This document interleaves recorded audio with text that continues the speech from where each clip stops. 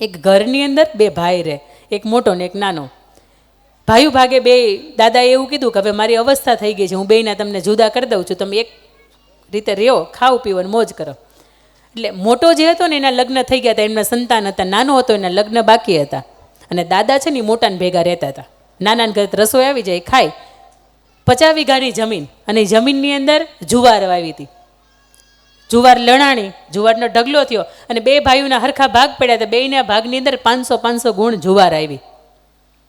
બે ભાઈ રાત્રે સૂતા હતા. મોટા ભાઈને વિચાર આવે છે, નાના ભાઈના લગ્ન બાકી છે, એના સંતાનો આવશે, ભવિષ્યમાં એને ખર્ચો લાગશે.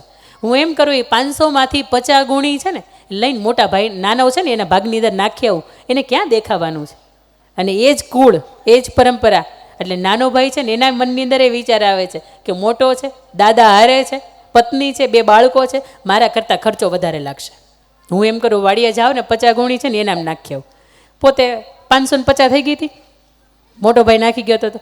પોતે વળી પાછો જાય છે, એને ખબર નથી કે મોટો ભાઈ અહીંયા નાખી ગયો છે. પોતાને વળી પાછી પોતાનામાંથી 50 ગુણી ઉઠાવે છે, અને મોટો ભાઈ છે ને એના ભાગની અંદર નાખ્યા. હવારમાં ગણીને તો બેન 500 રહી.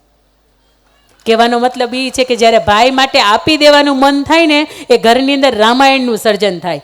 પણ મારા ભાઈના ભાગ્યની છે, અને છતાંય હું હોયની અણી જેટલું નહીં આપું. આવી જ્યારે દુર્યોધન વૃત્તિ મનની અંદર પ્રવેશે ને, ત્યારે એ ઘરની અંદર મહાભારતનું સર્જન થાય. એટલે ઘરને મહાભારત બનાવવું કે ઘરને રામાયણ અવધકુળી બનાવવું, એ આપણા હાથની વાત છે.